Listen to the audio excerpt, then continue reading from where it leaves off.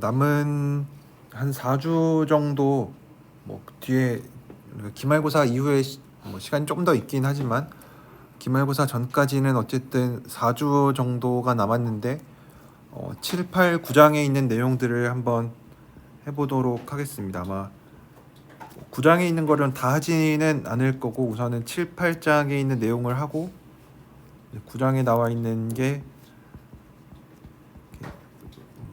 나중에 하긴 하겠지만 레지듀 theorem이라고 해서 아마 이 부분이 그래도 제일 중요한 부분이니까 여기까지 어쨌든 한번 해보도록 하겠습니다. 이 적분 계산하는 게 복수함수론 자체에서도 되게 중요한 내용이고 그렇기 때문에 임용에서도 많이 중요하게 다루고 있는 부분이니까 이 레지듀 theorem까지 한번 해보도록 하겠습니다. 그래서 중간중간에 예전에 했었던 것들 선적분 같은 것들 이런 거에 대해서는 적당히 넘어가도록 하겠습니다. 그래서 여기 책에서도 좀 소개를 하고 있는데 미적분학의 기본 정리라고 하는 거는 다 잘 알고 계시죠. 그래서 얘가 얘기해주고 있는 거는 첫 번째로는 적분이랑 미분 사이의 관계에 대해서 얘기를 해주고 있고 또 하나는 적분 계산을 어떻게 하는지까지도 알려줍니다. 왜냐하면 식으로 써보면은 이렇게 쓰기도 하죠.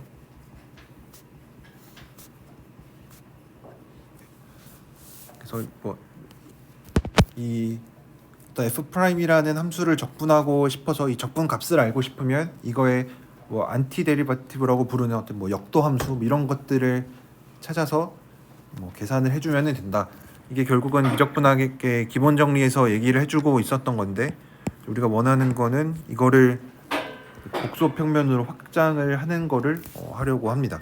그래서 복소 평면에서의 적분 같은 거를 어떻게 할 거냐 이런 얘기가 자연스럽게 등장을 하는데 1차원에서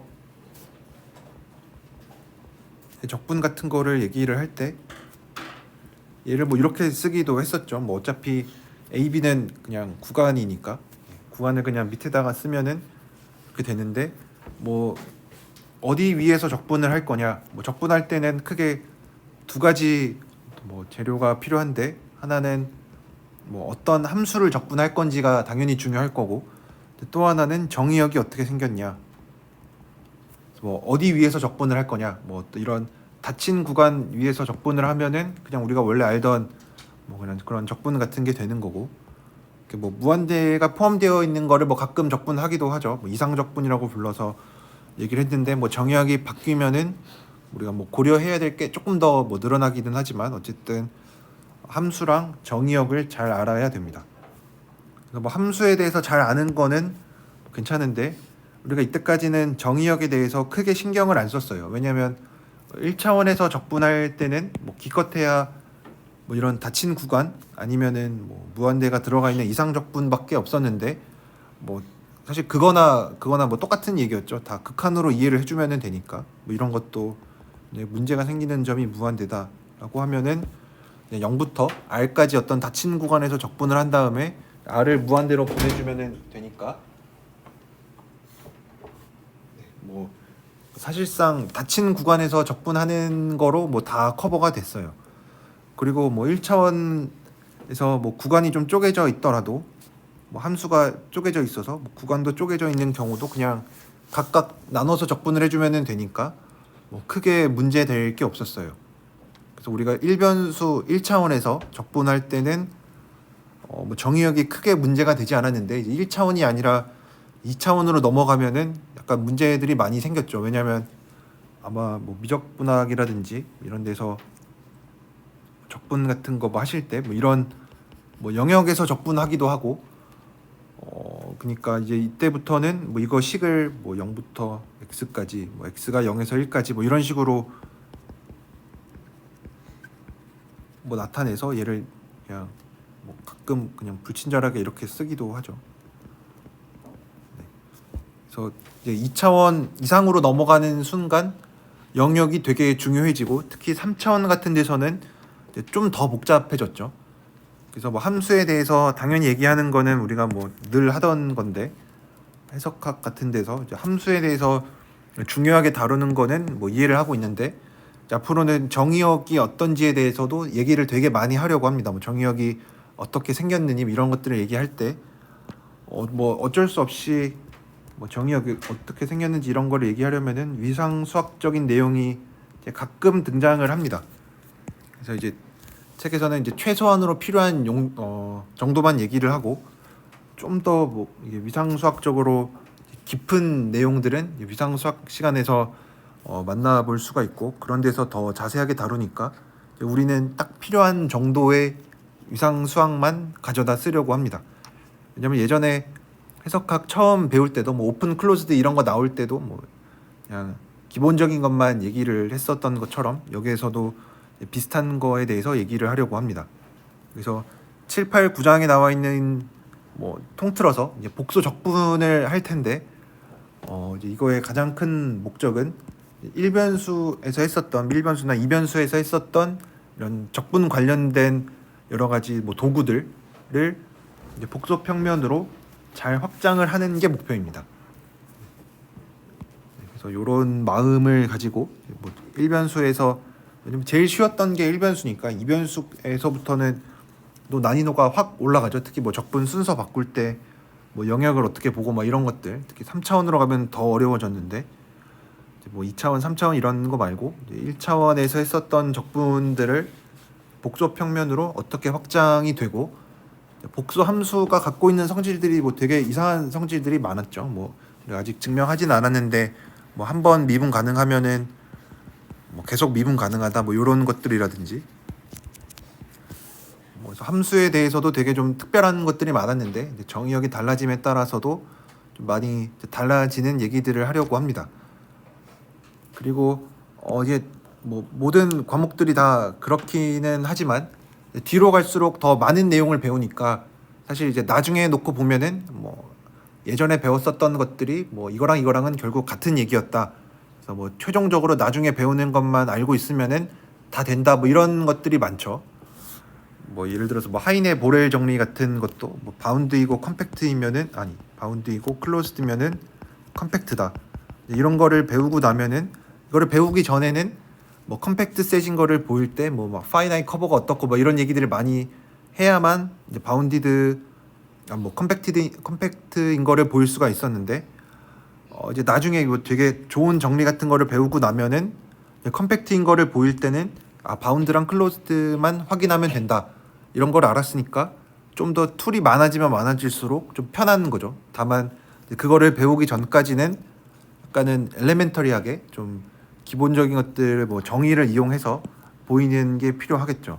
그래서 여기서도 비슷하게 뭐 7장, 8장, 특히 7장에서는 되게 엘레멘터리하게 적분을 막 하는데, 나중에 8장, 뭐 9장에 나오는 내용을 이제 배우고 나면은 뭐 굳이 그렇게는 안 해도 됐었다. 좀 더 편하게 할 수 있었다. 뭐 이런 얘기를 이제 나중에 하게 되는데, 뭐 어쨌든 뭐 두 방법 다 좋은 방법이니까 7장에서는 조금 적분의 기초 같은 거를 좀 다루고, 이제 8장, 9장에서부터는 여러 가지 정리들을 이용해서 다양한 적분을 계산을 하려고 합니다. 네. 그래서 뭐 이런 얘기들이 있고, 이제 그 다음에 7.1장에서는 이제 곡선 커브라고 부르는 거에 대해서 많이 나오는데, 이런 거를 다루는 이유는 우리가 복수 평면 위에서 적분을 할 텐데, 그냥 함수 자체가 복수 평면 위에서 정의가 되어 있으니까 뭐 2차원인 거죠. 2차원에서 어떤 적분을 할 텐데, 나중에는 뭐 영역 위에서 적분도 하겠지만 이제 이런 2차원 이외에 있는 어떤 곡선 위에서 이제 적분을 많이 하려고 합니다. 그러려면은 이제 이 곡선이라고 부르는 뭐 커브라고 부르는 거에 대해서 좀 더 자세히 알 필요가 있겠죠. 왜냐하면 얘가 정의역이 될 테니까, 여기 위에서 적분을 하게 될 거니까 커브에 대해서도 좀 몇 가지를 알 필요가 있는데, 뭐 좀 당연한 것들도 많이 있습니다. 그래서 첫 번째 나와 있는 거는 뭐 어떤 복소수 값을 갖는 함수가 있을 때, 얘는 지금 잘 보면은 실수에서 정의가 된, t가 실수일 때, 그러니까 얘는 변수 정의역에 들어가 있는 거는 실수고 값만 함수값만 복수수인 애니까 이거를 적분을 정의를 어떻게 할 거냐면 그냥 실수부 따로 허수부 따로 정의를 해주면 됩니다. 그래서 실수부 따로 허수부 따로 이렇게 계산을 해주면은 그냥 이 복소수 값을 갖는 어떤 함수에 대한 적분은 그냥 이렇게 정의를 잘 할 수가 있습니다. 이것도 뭐 리만 적분 이용해서 적분이 잘 된다 뭐 이런 얘기들을 당연히 해줄 수가 있긴 하겠지만 우리가 그거는 이제 잘 된다라고 넘어가고 그러면은 이 복소수 값을 갖는 이 ft를 적분했을 때 이 함수 적분값의 실수부를 따지는 거는 그냥 함수의 실수부를 따져서 적분해 준 거랑 똑같다. 뭐 이것도 우리가 그냥 받아들일 수 있는 부분이죠. 뭐 허수부도 마찬가지로 얘를 적분을 해서 뭐 이미지너리 파트를 취하나 이미지너리 파트를 취하고 적분하나 똑같다. 뭐 이런 얘기니까 이거는 뭐 사실 순서를 바꾸는 얘기여서 우리가 되게 원래는 조심을 해야 되긴 하지만 뭐 이런 거에 있어서 순서를 바꾸는 게 그렇게 문제가 되지는 않죠. 뭐 예를 들어서 적분과 미분의 순서를 바꾼다. 뭐 극한과 뭐 적분의 순서를 바꾼다. 이러면은 당연히 좀 문제가 많이 되겠지만 여기에서는 뭐 크게 문제가 되지 않습니다. 그리고 뭐 적분의 성질로부터 뭐 이렇게 선형성이 여전히 유지가 된다라고 하는 것도 요 우리가 복소수 값을 갖는 함수의 적분을 어쨌든 실변수인 애들로 잘 쪼개놓고 그냥 i라고 하는 복수수로 엮어주는 것밖에 안 되니까 뭐 이런 부등식도 잘 성립을 합니다. 그 다음에 하나 이제 조금 좀 덜 자명한 거는 여기 나와 있는 것처럼 이 절대값을 취했을 때 절대값이 안으로 잘 들어가겠느냐 하는 문제인데 얘는 뭐 증명을 해볼 수가 있습니다. 우리가 예전에 했었던 거는 이제 f가 실수일 때 이런 게 잘 성립한다라는 거는 했었고 이제 f가 복소수인 경우에도 우리가 요거 비슷한 거를 해줄 수가 있습니다. 그래서 복소수니까 우리가 얘를 이제 이런 식으로 복소 평면 위에 나타낼 수가 있고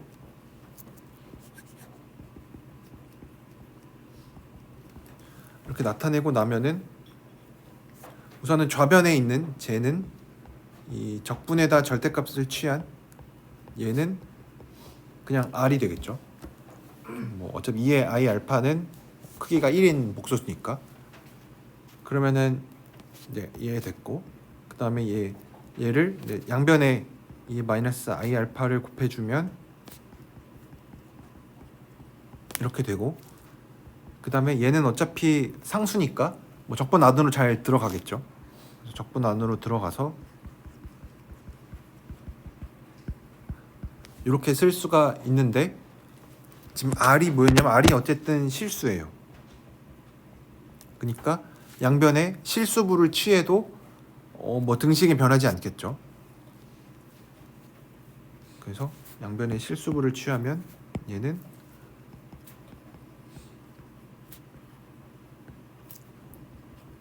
이렇게 쓸 수가 있고 그러면은 아까 얘기했었던 거에 의해서 실수부를 안에다가 넣어줘도 되겠죠.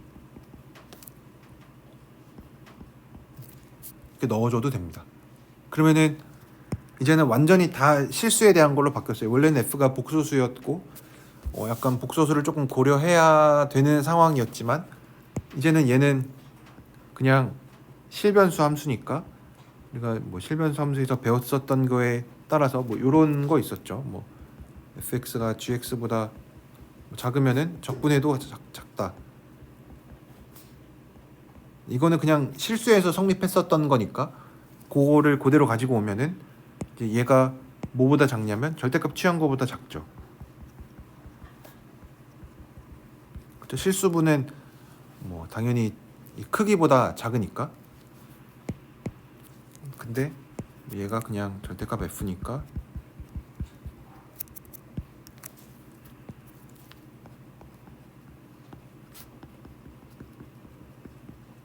요게 돼서 뭐 다 하는 거죠.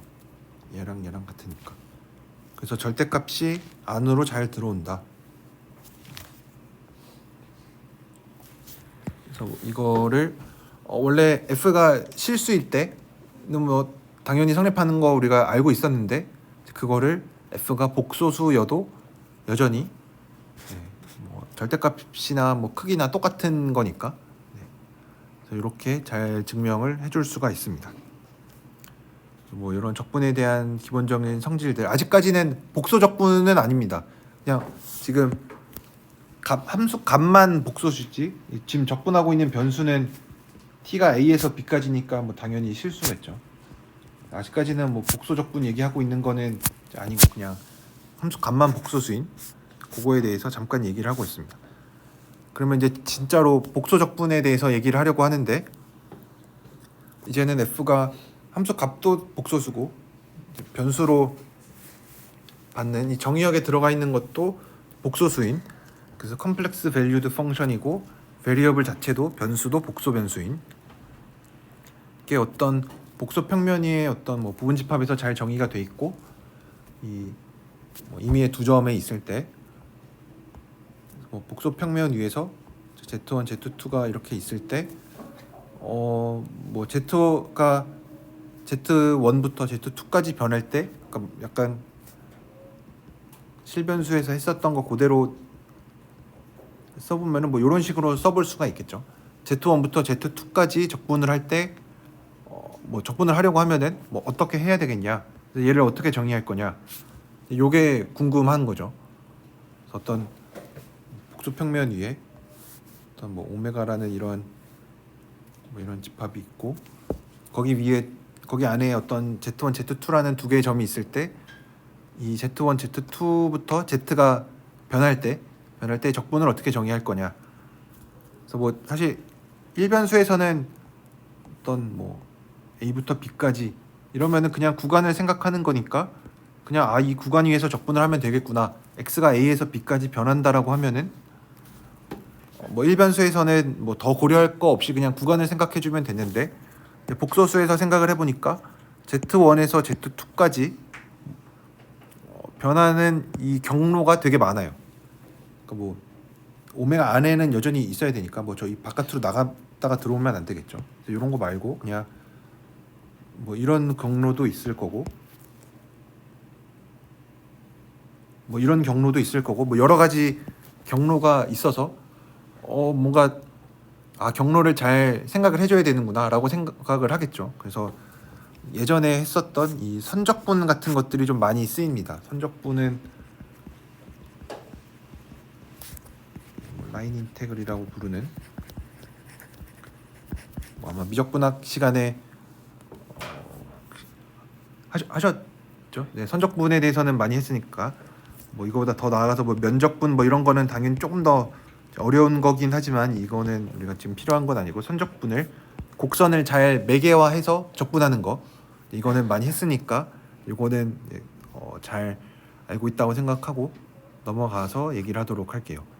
그다음에 뭐 몇 가지 정의들이 좀 등장을 하는데 우리가 이상한 상황을 만들고 싶진 않으니까 뭐 곡선, 그러니까 함수 자체는 조금 문제가 생길 수도 있어요. 함수 자체는 뭐 미분이 안 될 수도 있고 연속이 안 될 수도 있고 뭐 여러 가지 경우가 있긴 하겠지만, 다루는 곡선, 그러니까 정의역에 있는 이 커브 자체는 우리가 되게 좋은 것들로 다룰 거예요. 네, 좋은 거. 그래서 좋은 게 뭔지, 필요한 게 뭔지에 대해서 좀 얘기를 할 텐데, 어떤 컨티뉴어스 커브다, 또 뭐 연속적인 곡선이고 아크라고 부르기도 하는데, 어떤 뭐 원의 일부분 호 같은 느낌으로 어떤 컨티뉴어스 커브라고 하는 거는 이 복소 평면 위에 잘 정의가 되어 있는 컨티뉴어스 커브는 뭐 복소 평면 위에 잘 정의가 되어 있으니까 이런 식으로 매개화를 할 수가 있겠죠. 매개화를 했을 때 이 실수부랑 허수부가 모두 연속이면은 그냥 그 곡선이 연속이다라고 얘기를 합니다. 뭐 받아들이는데 뭐 크게 어렵지 않죠.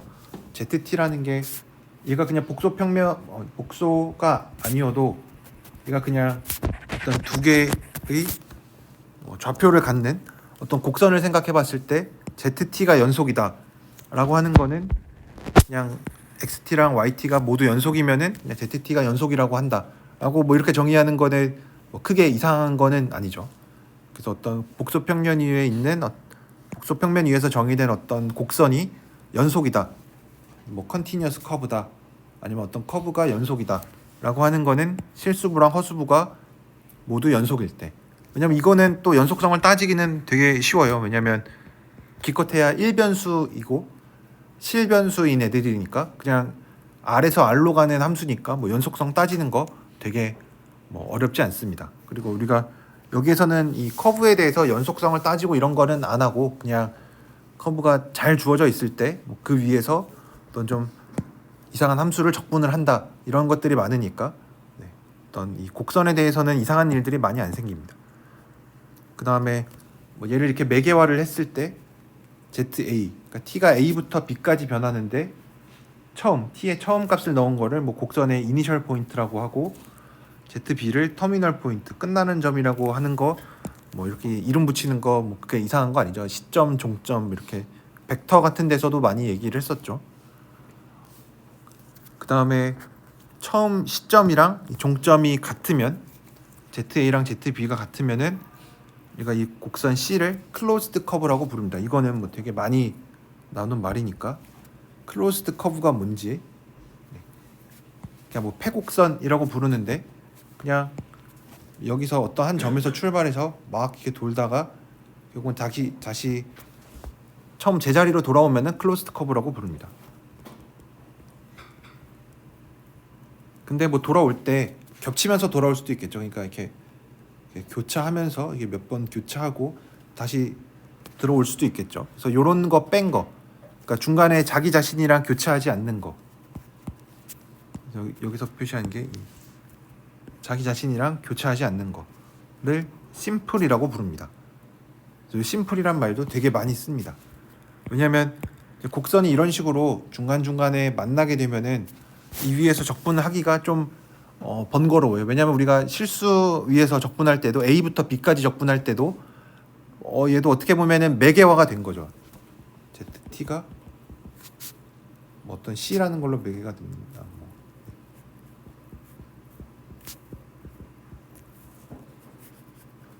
T가 T인데 T가 A부터 B까지 변하는 게 그냥 이렇게 한 번에 쭉 올라가는 거지. 이거를 막 이렇게 A부터 B까지 가는데 그냥 한 번에 이렇게 쭉 가는 게 아니라 이렇게 갔다가 돌아왔다가 다시 갔다가 돌아왔다 B로 가는 이런 거를 생각하진 않죠, 그렇죠? 이제 그런 것처럼 우리가 주로 생각하는 것도 심플이라고 해서 중간에 자기 자신이랑 만나지 않는 거. 얘도 보면은 중간에 갔다가 되돌아오는 순간 자기 자신이랑 계속 이렇게 겹치는 구간들이 생기죠. 그래서 이런 겹치는 구간들을 생각하지 않으려고 이제 심플이라고 하는 심플 커브를 이렇게 정의를 합니다. 그래서 우리가 이제 앞으로 만나보게 될 거는 다 심플인 것만 다룹니다. 심플이 아닌 커브 위에서 적분을 잘 하지 않습니다. 그러면은 아까 클로즈드 커브이면서 클로즈드이면서 심플인 거를 주로 다룹니다. 이거보다 더 좋은 거를 다룰 수도 있고 뭐 하긴 하지만 어쨌든 클로즈드면서 심플인 커브를 많이 다룹니다. 뭐 클로즈드가 아니어도 뭐 상관은 없는데 그냥 이런 뭐 이런 커브를 뭐 다루는 거는 당연히 괜찮고 이제 문제가 되는 거는 얘는 심플인데 얘는 심플이 아닌 이런 거는 우리가 주로 다루지는 않습니다. 그래서 클로즈드면서 심플인 거 중에서 특히 아까 심플이 자기 자신이랑 교차하지 않는 건데 클로즈드 커브를 다루면은 필연적으로 시점이랑 종점이 같으니까 겹치게 되죠. 근데 이제 그런 거는 크게 중요하지는 않으니까 자기 자신으로 돌아왔을 때는 뭐 당연히 ZA랑 ZB가 같아져서 약간 문제가 되긴 하지만 그냥 얘도 그냥 심플 클로즈드 커브라고 부릅니다. 그러니까 마지막 시점과 종점이 같아지는 것만 빼고 이거를 우리가 심플 클로즈드 커브라고 부르고 뭐 조단 커브라고 부르기도 하는데 뭐 이거는 뭐 그렇게 많이 쓰는 말은 아니어서 어쨌든 뭐 사람 이름이 붙어 있으니까 뭐 중요하다라는 얘기겠죠. 심플 클로즈드 커브가 앞으로 많이 등장을 한다. 그래서 요 곡선 위에서 많이 적분을 할 겁니다. 교차하지 않는 폐곡선. 그래서 이런 거에 대해서 많이 다루려고 합니다. 근데 뭐 몇 가지 리마크가 나와 있긴 한데 어떤 곡선을 매개화하는 방법은 뭐 여러 가지가 있습니다. 뭐 유일하게 잘 매개화를 할 수가 있겠죠.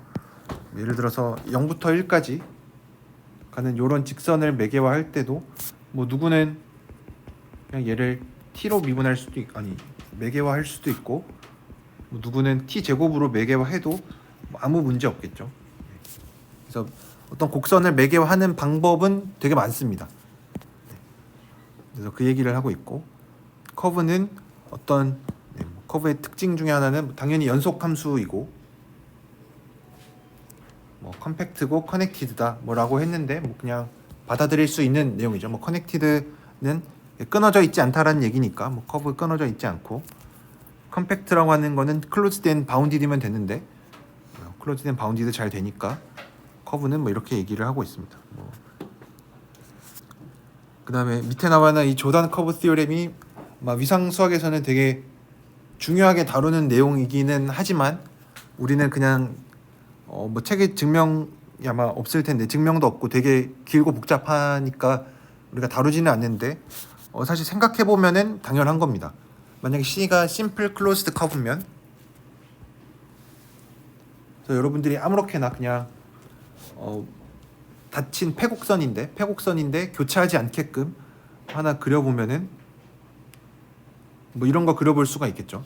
그리고 나면은 결국 얘가 얘기하는 거는 이 곡선으로 만들어진 내부랑 외부를 생각할 수 있겠죠. 내부랑 외부.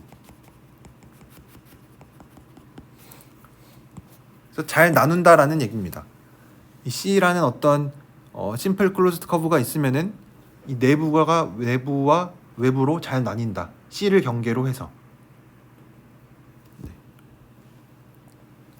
그래서 여기 나와 있는 이 컴플리먼트 오브 C라는 거 C의 여집합인데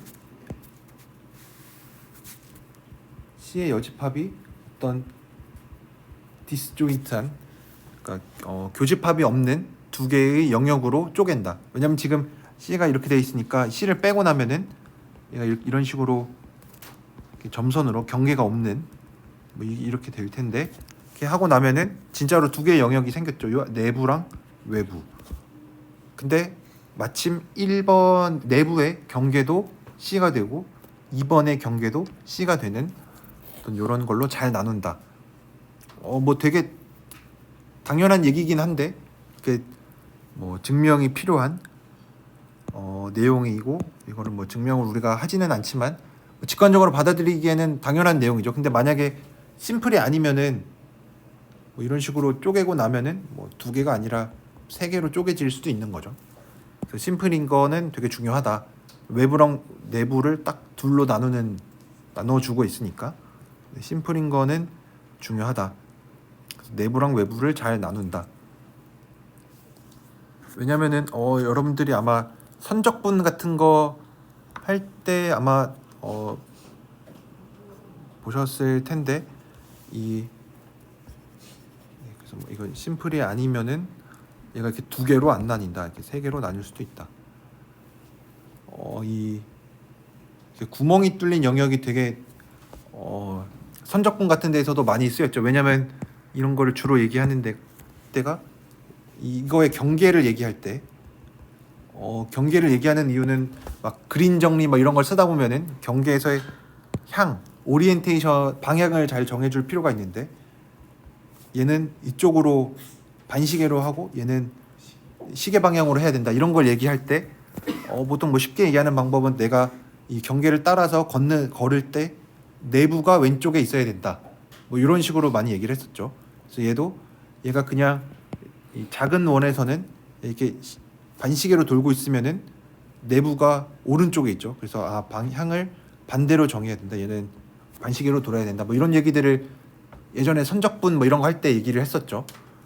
그래서 이때도 내부랑 외부가 잘 나뉘어야 돼요. 이제 내가 걸을 때 뭐 왼쪽에 내부가 있어야 된다. 뭐 이런 얘기들을 해야 되는데 뭐 걸을 때마다 내부랑 외부가 잘 나뉘어 있지 않으면은 약간 좀 불편한 상황들이 생기니까 조단 커브 티오렘을 이용하면은 심플 클로즈드 커브를 다룰 때는 적어도 심플 클로즈드 커브에 대해서는 내부랑 외부가 잘 구분이 된다. 뭐 이런 얘기를 하고 있습니다. 뭐 물론 뭐 이렇게 클라인병 같은 메비우스 띠 같은 거는 뭐 향이 잘 정해져 있지 않죠. 뭐 내부 안과 밖이 없는 그런 것도 있긴 하지만 어쨌든 심플 클로즈드 커브에서는 내부 외부가 잘 나뉜다. 그 다음에 또 중요한 거는 이 심플리 커넥티드라는 말이 또 되게 중요합니다. 커넥티드인 거에 대해서는 얘기를 했으니까 얘가 어떤 두 개의 디스조인트한 교집합이 없는 오픈셋들의 뭐 합집합으로 나타났을 때 뭐 둘 중에 하나는 공집합이 돼야 된다라는 게 커넥티드였고, 심플리 커넥티드는 정의가 보면은 그 안에 있는 이 D 안에서 내가 어떤 심플 클로즈드 커브를 생각할 때 얘가 D 안에 있는 점만 포함하고 있으면은 심플리 커넥티드라고 부릅니다. 요 정의만 놓고 보면은 뭐 사실 진짜 위상 수학에 등장하는 내용이긴 하지만 그래도 우리가 복소 적분을 할 때 좀 필요하니까, 심플리 커넥티드라고 하는 거는 그 D 안에 있는 어떤 클로즈드 커브, 심플 클로즈드 커브를 생각할 때 걔가 D 안에 있는 점들로만 포함이 되어 있어야 돼요. 그래서 제일 대표적인 얘가 심플리 커넥티드가 아닌 얘가 그냥 뭐 오픈 디스크 같은 건 당연히 심플리 커넥티드죠. 왜냐하면 이런 거 뭐 반지름이 어떻든 중심이 어디든 간에 그냥 내가 여기서 아무렇게나 이렇게 패곡선 교차하는 거 말고 잡았을 때 얘는 D 안에 이 오픈 디스크 안에 있는 점들로만 표현이 돼 있어요. 근데 문제가 되는 게 뭐냐면 구멍이 있는 디스크, 구멍난 디스크를 생각하면 뭐 구멍을 좀 크게 내서 오픈 디스크를 생각해야 되니까 뭐 클로즈 되어도 상관없는데 이런 디스크를 생각을 해보면 이런 디스크를 생각을 할 텐데 여기에서는 어떤 심플 클로즈드 커브를 잡으면은 그 안에 있는 영역, 그 커브로 만들어진 영역 안에 내부에 D 아닌 그 얘를 D라고 했을 때 D 아닌 점들이 포함될 수가 있어요. 그냥 여기서 이 도넛 모양에서 그냥 커브 이렇게 잡으면은 D에 있는 점들, 디스크에 있는 점들 다 들어가 있는데라고 생각을 할 수가 있겠지만,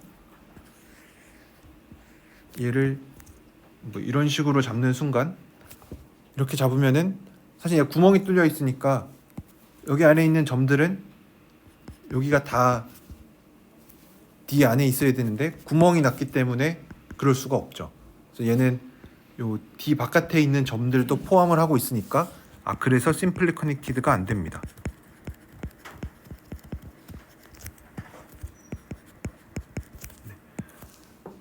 그래서 지금 구멍의 크기를 점점 뭐 늘리든 줄이든 똑같아서 한 점만 빠져 있어도 안 됩니다. 그러니까 이런 거 Z는 0이 빠진, 중심이 빠진 거를 생각을 해도 내가 그냥 아까처럼 이렇게 잡아도 얘는 Z는 0을 포함하고 있는데 Z는 0은 원래 정의역 안에 들어가 있지 않죠. 그래서 구멍의 크기를 점점 줄여서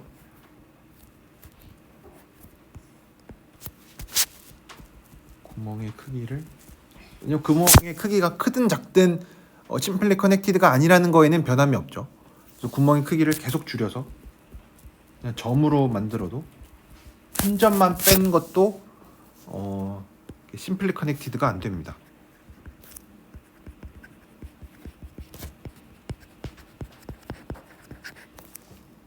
근데 이런 거는 얘는 심플리 커넥티드고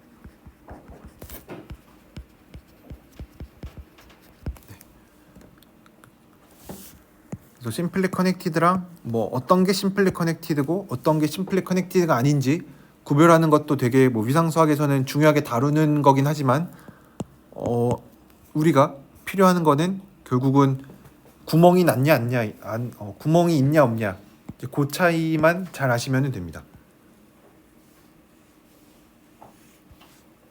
그래서 구멍이 난 거는 심플리 커넥티드가 아니다. 구멍이 없으면은 좀 심플리 커넥티드의 확률이 높다. 뭐 정확히 구멍이 없다고 아닌 건 아니지만 그렇게 얘기를 해줄 수가 있습니다. 그래서 여기 나와 있는 것처럼 이게 뭐 geometrically simply connected 도메인은 안에 구멍이 없는 거. 왜냐면 구멍이 있으면은 어떤 그 구멍을 메꾸는 어떤 곡선을 폐곡선을 생각을 한 심플 클로즈드 커브를 생각하면은 구멍을 메꾸고 있으니까 당연히 그 곡선으로 만든 내부 영역에 그 구멍이 포함되어 있겠죠. 그렇게 되면은 심플리 커넥티드가 안 되는 거니까 구멍이 있으면은 구멍이나 있으면 구멍을 포함하는 어떤 심플 클로즈드 커브를 만들 수가 있구나. 그래서 구멍이 있으면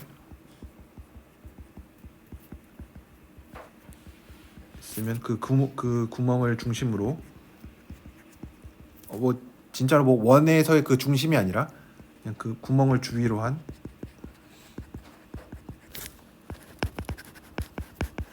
심플 클로즈드 커브를 만들 수가 있습니다.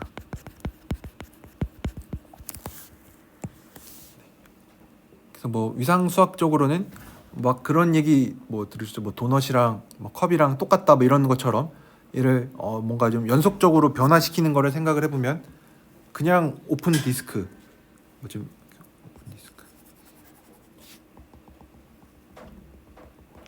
반지름의 길이가 1인 거 오픈 디스크를 생각을 해보면 얘를 계속 줄일 수가 있죠. 뭐 위상 수학 뭐 위상적인 성질만 놓고 보면은 반지름의 크기가 1이든 2든 뭐 똑같죠. 뭐 오픈인 거 여전히 그대로 되고 뭐 오픈 디스크가 가지고 있던 뭐 위상적인 성질이 변하지 않으니까 반지름의 크기를 점점점 줄이면은 어떤 한 점으로 수렴을 할 거고, 근데 구멍이 난 거는 뭐 마찬가지로 한 점으로 줄어들긴 하는데 그 한 점이 이제 원래 있었던 이 뭐 유닛 디스크에 포함이 되어 있지는 않은 거죠. 그러니까 요 얘기를 좀 잠깐만 다시 하면은 어떤 이런 두 가지가 있는데 반지름이 1인 그냥 뭐 구멍 안 난 디스크가 있고, 얘는 똑같이 반지름이 1인데 원점에는 구멍이 나 있는 이런 오픈 디스크예요. 요 두 개의 차이를 보면 얘는 뭐 원점을 중심으로 반지름을 계속 줄여요. 반지름이 지금 1인데 연속적으로 이렇게 쭉 줄이면은 한 점으로 Z는 0으로 수렴하게끔 해줄 수가 있죠. 얘도 마찬가지로 똑같이 뭐 구멍이 뭐 중심에 구멍이 나 있긴 하지만 반지름을 연속적으로 계속 줄이면은 얘도 Z는 0으로 잘 줄어들어요. 근데 문제는 Z는 0은 원래 여기에 잘 들어가 있는데 얘는 이제 구멍난 디스크에는 들어가 있지 않은 거죠.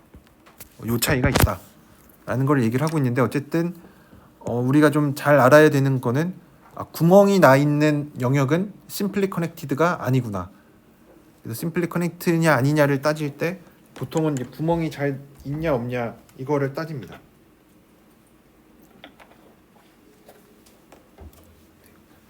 그래서 뭐 심플리 커넥티드는 이제 구멍이 좀 나 있지 않은 거를 얘기를 하고, 그 다음에 도메인이라고 하는 거는 우리가 오픈이고 커넥티드라고 얘기를 했으니까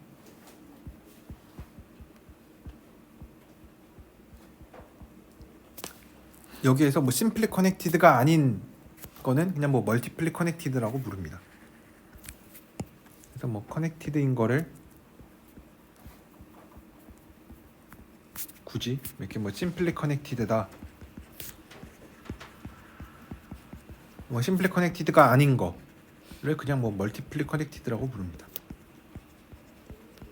뭐 이거는 그냥 용어니까 그냥 심플리 커넥티드가 아닌, 그러니까 커넥티드이면서 여전히 커넥티드이면서 심플리 커넥티드가 아닌 거, 그러니까 뭐 구멍 나 있는 것들을 멀티플리 커넥티드라고 부릅니다.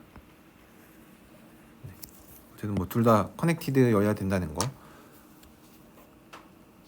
뭐 이런 얘기들이 있고, 그다음에 뭐 커넥티드, 뭐 심플리 커넥티드 도메인 이런 거 얘기할 때는 당연히 그냥 파이나이트 컴플렉스 플레인에서만 얘기를 합니다.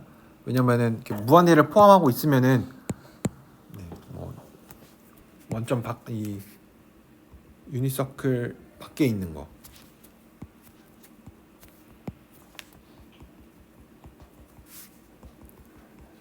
이제 얘를 생각을 하면은 이제 바깥에 있는 게 이제 무한대로 모이는 것처럼 보이니까 뭐 이 얘기인데 뭐 그냥 익스텐디드 컴플렉스 플레인은 뭐 그렇게 자주 나오는 거는 아니니까 익스텐디드 컴플렉스 플레인을 생각하지 않는다. 그냥 우리가 원래 알고 있는 그냥 파이나이트 컴플렉스 플레인만 생각을 하고 있다. 요 얘기를 적어 놓은 겁니다. 요런 얘기를 왜냐면 이 원 바깥에 있는 것들은 사실 한 점으로 잘 안 모이는데 구멍이 나뉘는데 이게 익스텐디드 컴플렉스 플레인을 생각하면은 얘가 약간 리만 스피어처럼 이렇게 한 점으로 이렇게 보자기 싸듯이 잘 모아서 무한대점으로 간다고 볼 수도 있으니까 이제 그러면은 우리가 생각하는 거랑 좀 많이 달라지니까 익스텐디드 컴플렉스 플레인은 생각하지 않는다. 그래서 그냥 일반적인 컴플렉스 플레인에서 얘기를 하고 있습니다. 그 다음에 나와 있는 게 아까 얘기했던 이 바운더리, 이 경계에서의 오리엔테이션에 대한 건데 얘가 뭐 파지티브 오리엔테이션을 갖는다라고 하면은 어떤 사람이 이 C 위를 걷고 있을 때 도메인이 왼쪽에 있게끔 그래서 뭐 이런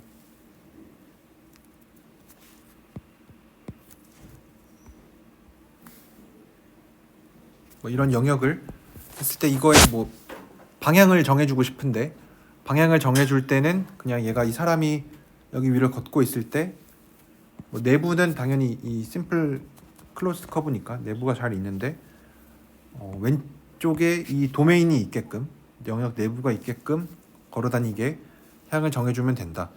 그래서 뭐 얘를 꼭 반시계라고 뭐 외우면은 좀 안 맞는 상황도 생기니까 아까처럼 이런 식으로 구멍이 나 있는 거를 생각하면은 바깥에서는 반시계 방향이 파지티브 오리엔테이션인데 구멍이 난 데서는 얘가 이제 반대 방향으로 향이 정해진다. 그래서 이것만 잘 기억하시면 되겠죠. 구멍에서는 향이 반대로 정해진다. 왜냐하면 지금 내부 영역의 내부라고 하면은 여긴데 왼쪽에 이 내부가 있어야 되니까 얘는 이쪽으로 가야 내부가 왼쪽에 있고 얘는 반대로 돌아야 영역의 왼쪽에 내부가 있겠죠. 그래서 뭐 이런 식으로 오리엔테이션을 정해준다. 왜냐하면 선적분에서도 했었던 것처럼 뭐 매개화를 반대로 하거나 뭐 이제 이런 상황들도 우리가 고려를 해줘야 되니까 이런 식으로 오리엔테이션의 방향의 부호를 잘 정해줘야 됩니다.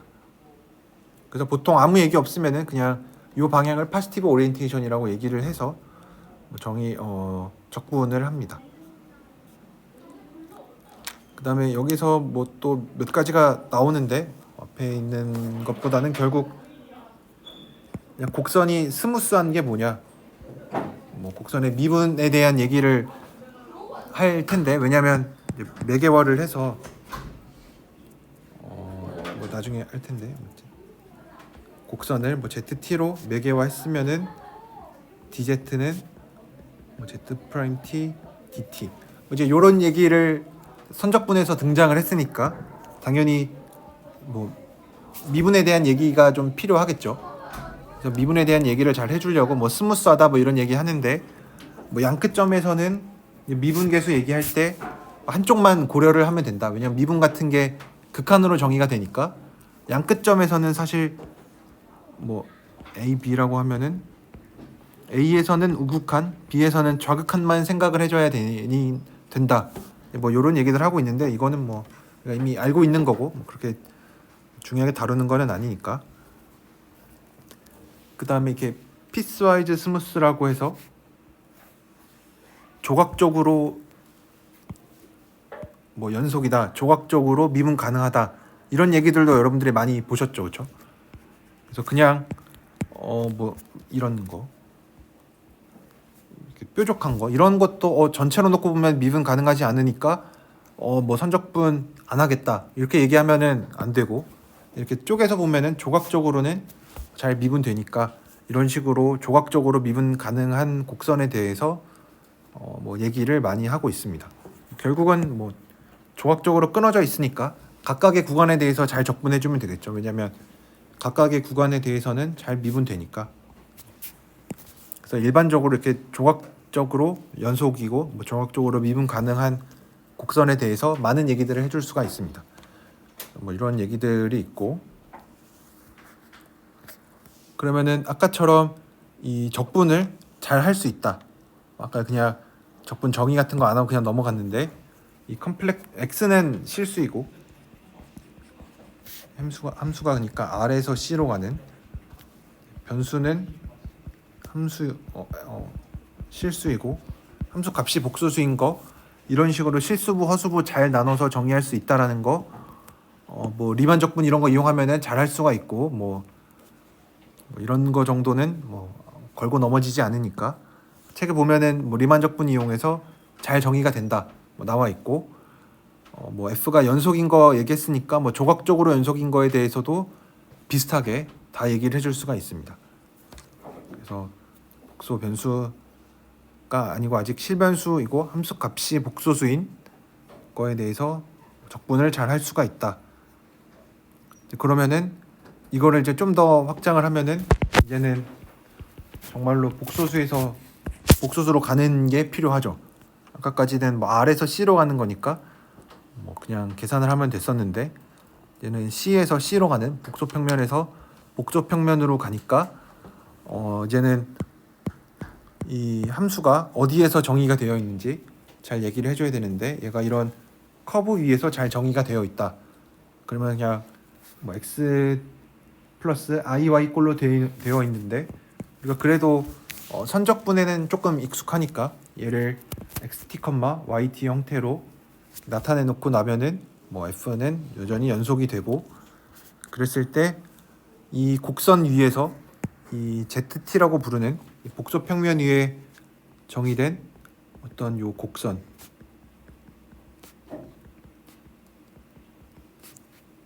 C 위에서의 곡선, C에서의 곡선 위에서 복소함수를 어떻게 적분할 거냐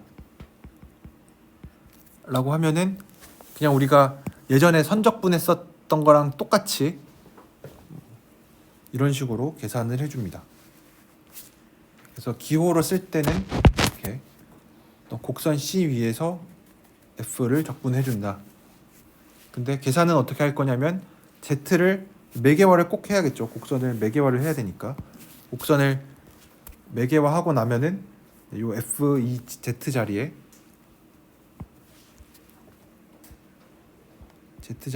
ZT를 넣어주고, 그러니까 결국은 T로 매개화를 했다라고 하는 거는 적분을 T에 관한 걸로 하겠다라는 거니까, 그러니까 치환적분처럼 DZ도 어떤 T에 관한 뭐 DT에 대한 걸로 나타내주면 되는데, 얘가 뭐 Z 프라임 DT가 된다.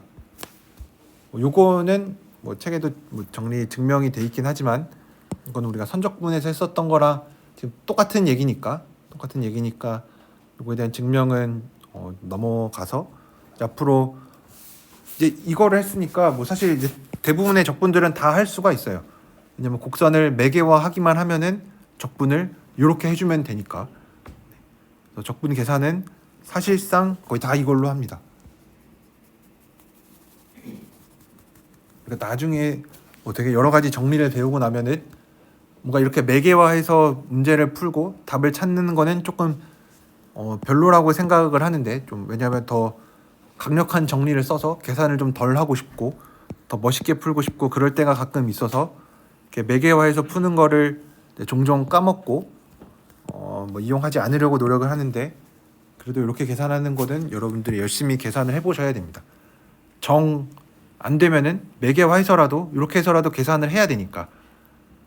그래서 이렇게 계산을 하는 거는 꼭 잘 기억을 해두시고, 얘를 뭐 이게 뭐 이런 식으로 나타낼 수도 있다고 하는데, 이거는 그냥 식을 써보면 되는 거니까. 왜냐하면 이렇게 f를 뭐 u 플러스 iv로 쓰고 dz를 dx 플러스 idy로 쓰면은 그냥 저거 전개해주면 되는 거니까, 얘 전개해주면 이거 더하기 i v dx 더하기 u dy 되니까 뭐 이렇게 우변에 있는 식 얻는 것도 뭐 그냥 얻을 수가 있습니다. 그래서 뭐 이렇게 왼쪽에 있는 거는 정말로 복수 함수스러운 표현이고, 왜냐면 뭐 z 이런 거 들어가 있으니까. 이제 우변에 있는 것도 약간 i가 들어가 있긴 하지만 이거는 진짜로 예전에 뭐 어떤 벡터 장의 선적분 뭐 이런 거 할 때 많이 봤었던 표현이죠, 그렇죠? 그래서 오른쪽에 있는 표현이 조금 더 익숙하기는 하지만 그렇다고 이게 식을 당연히 뭐 외울 필요는 없고, 그냥 그때그때마다 계산을 해주면 되는 거니까. 대신에 이 곡선 위에서 매개화된, 그러니까 복소 평면에서 정의된 매개화된 곡선 C, ZT로 매개화한 곡선 위에서 함수 FZ를 어떻게 적분할 거냐, 적분을 어떻게 정의를 할 거냐 하는 거는 이런 식으로 매개화된 곡선을 이용해서 그 T에 관한 적분으로 잘 바꿔주면 된다, 라는 얘기가 스테림 7.5에 있는데 뭐 되게 뭐 당연하면서도 중요한 내용이니까 여러분들이 꼭 잘 기억을 해 두시고, 그러면은 어제 비슷하게 어떤 조각적으로 연속인 어떤 커브가 있는데 F는 연속이고 이 C의 그래프 위에서 연속이고, 그래서 뭐 칸투어 인테그랄이라고 부르는데 그냥 뭐 사실 칸투어란 말이 없어도 그냥 적분을 이렇게 하면 되는데 경로 적분 이렇게 부르기는 하지만 어쨌든 칸투어란 말은 제가 뒤에다 써놨는데, 네. 피스와이즈 스무스 커브를 칸투어라고 부릅니다. 지금 여기 칸투어 인테그랄이라고 해서 칸투어 자체를 아직 정의하진 않았는데 뭐 그렇게 다른 거는 아니고 피스와이즈 스무스 커브.